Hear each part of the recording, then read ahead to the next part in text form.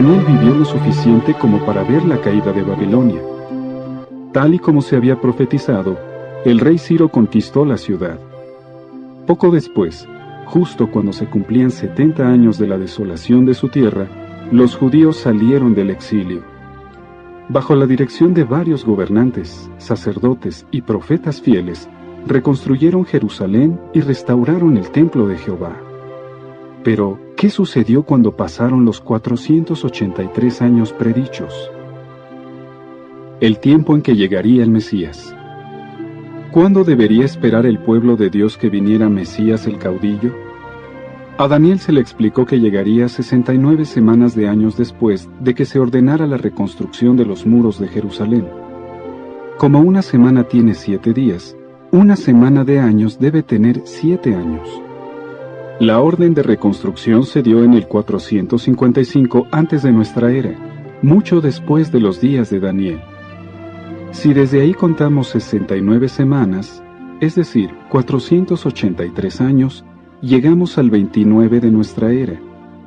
¿Qué sucedió entonces?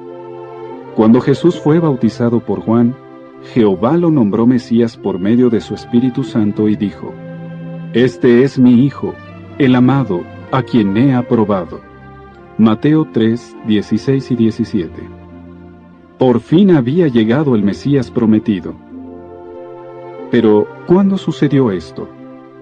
En el 29 de nuestra era, justo cuando se cumplieron los 483 años predichos por Daniel. En realidad, estas son solo algunas de las muchas pruebas que demuestran que Jesús es el Mesías.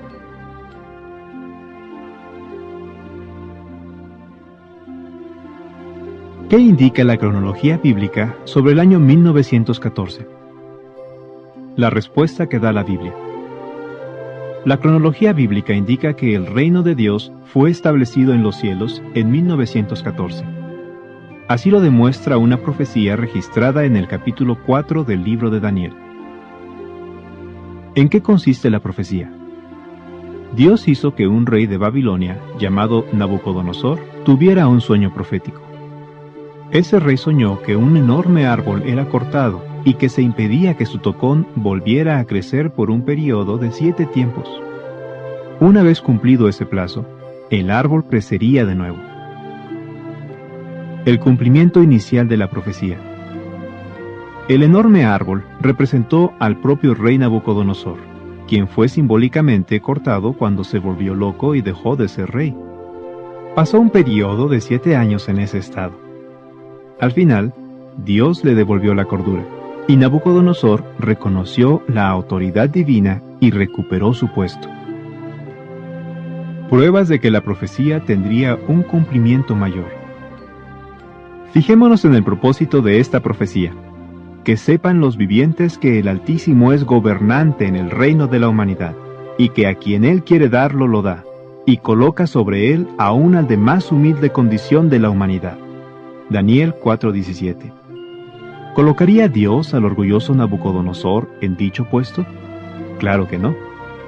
De hecho, Dios ya le había revelado en otro sueño profético que ni él ni ningún otro líder político ocuparía esa posición. Dios mismo establecería un reino que nunca sería reducido a ruinas. Daniel 2, 31 a 44. En la antigüedad, Dios estableció un reino para representar su autoridad en la tierra, la nación de Israel. Sin embargo, permitió que este reino fuera reducido a ruinas porque sus gobernantes le fueron infieles, y predijo que daría la autoridad real a aquel que tuviera el derecho legal de recibirla. Ezequiel 21, 25 a 27. La Biblia identifica a Jesucristo como aquel que tiene el derecho de recibir ese reino que nunca será destruido. A diferencia del orgulloso Nabucodonosor, Jesús es humilde de corazón, una característica mencionada en la profecía del capítulo 4 de Daniel. Mateo 11:29. ¿Qué representa el árbol en el cumplimiento mayor de la profecía? En la Biblia, los árboles a veces representan gobiernos. Y en el cumplimiento mayor de la profecía del capítulo 4 de Daniel, el enorme árbol representa el gobierno de Dios. ¿Qué significa el hecho de que el árbol haya sido cortado? Como vimos, en el caso de Nabucodonosor representó una interrupción de su reinado, y lo mismo representó en el caso del gobierno de Dios en la tierra. Esa interrupción se produjo cuando Nabucodonosor acabó con Jerusalén, ciudad donde gobernaba una línea de reyes israelitas. Dichos reyes se sentaban en el trono de Jehová, es decir, eran representantes de Dios. Primero de las Crónicas 29-23. ¿Qué representan los 7 tiempos?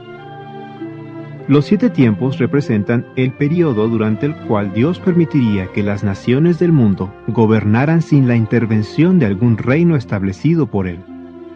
Dicho período comenzó en octubre del año 607 antes de la Era Común, que según la cronología bíblica fue cuando los babilonios destruyeron Jerusalén. ¿Cuánto duran los 7 tiempos? A diferencia del caso de Nabucodonosor, no duran 7 años. Para saber por qué, fijémonos en las siguientes palabras de Jesús. Jerusalén, que era un símbolo del gobierno de Dios, será hollada o pisoteada por las naciones, hasta que se cumplan los tiempos señalados de las naciones. Lucas 21-24. Como vemos en esta profecía, Dios permitiría que las naciones pisotearan o despreciaran su autoridad durante los tiempos señalados de las naciones. Ese período es el mismo que los 7 tiempos del capítulo 4 de Daniel. De modo que cuando Jesús pronunció esas palabras, los 7 tiempos aún no habían acabado. La propia Biblia nos ayuda a determinar la duración de esos 7 tiempos proféticos. Primero, dice que 3 tiempos y medio equivalen a 1260 días. Por lo tanto, 7 tiempos, el doble de 3 tiempos y medio, equivalen a 2520 días. Además, en las profecías bíblicas encontramos la siguiente regla: un día por un año. Números 14:34 y Ezequiel 4:6. Aplicando esta regla, los 2520 días representan 2520 años. Así que los 7 tiempos terminaron en octubre de 1914.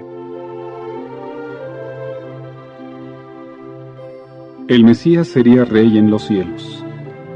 En una asombrosa visión, Daniel observó que alguien como un hijo del hombre, quien no era otro que el Mesías, se acercaba al trono celestial de Dios.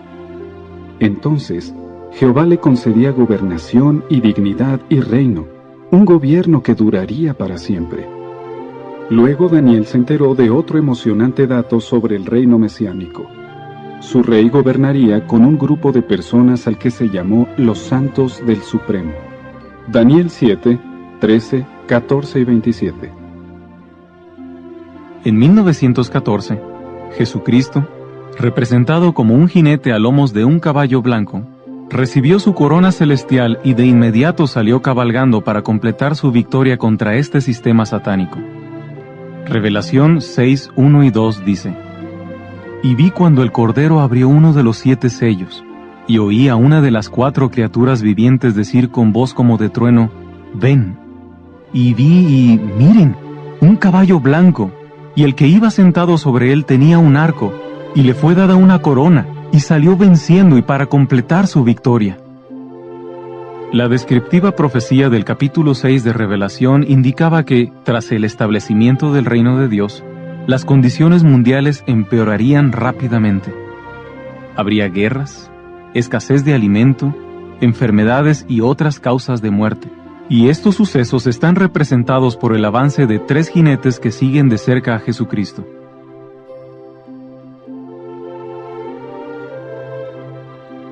Jesucristo predijo una época en la que las naciones lucharían unas con otras y habría epidemias y falta de alimentos por todos lados.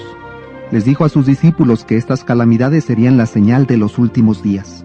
El último libro de la Biblia, Revelación o Apocalipsis, ofrece más detalles, los cuales vinculan el sufrimiento en la tierra con una guerra celestial. El siguiente es un breve resumen de los sucesos descritos en el capítulo 12 de Revelación. Versículo 7. Estalla la guerra en el cielo entre Miguel, Jesucristo, y el dragón, Satanás. Versículo 9. Satanás, que está extraviando a toda la tierra habitada, es expulsado del cielo. Versículo 12. Ay de la tierra y del mar, porque el diablo ha descendido a ustedes, teniendo gran cólera, sabiendo que tiene un corto espacio de tiempo. La cronología bíblica y los sucesos mundiales muestran que la guerra celestial ocurrió en 1914, tras el establecimiento del reino de Dios en los cielos.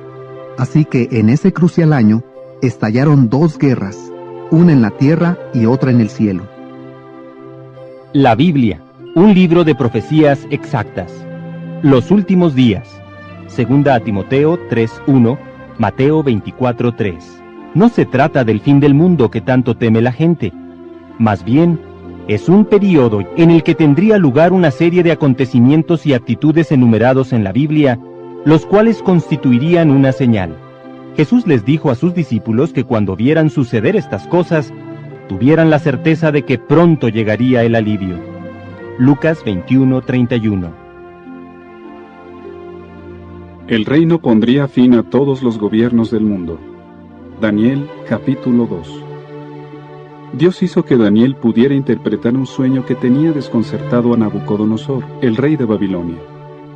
Este había visto una enorme estatua que tenía la cabeza de oro, el torso y los brazos de plata, el vientre y los muslos de cobre, las piernas de hierro y los pies de hierro mezclado con barro. Entonces, una piedra salía de una montaña y golpeaba los frágiles pies de la estatua y la convertía en polvo.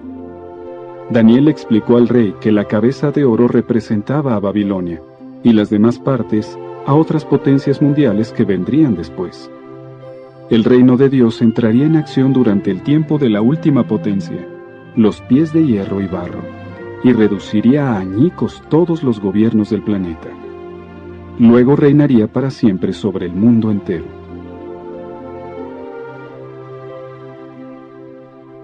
Estas buenas nuevas del reino se predicarán en toda la tierra habitada. Mateo 24:14. Cumplimiento. La Biblia explica que el reino de Dios es un gobierno real con sede en los cielos. Su rey es Jesús.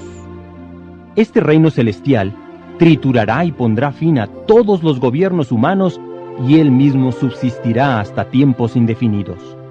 Daniel 2:44. El reino de Dios, lo que es y lo que hará, es el tema central del mensaje que proclaman los testigos de Jehová por todo el planeta. La señal y nuestro futuro.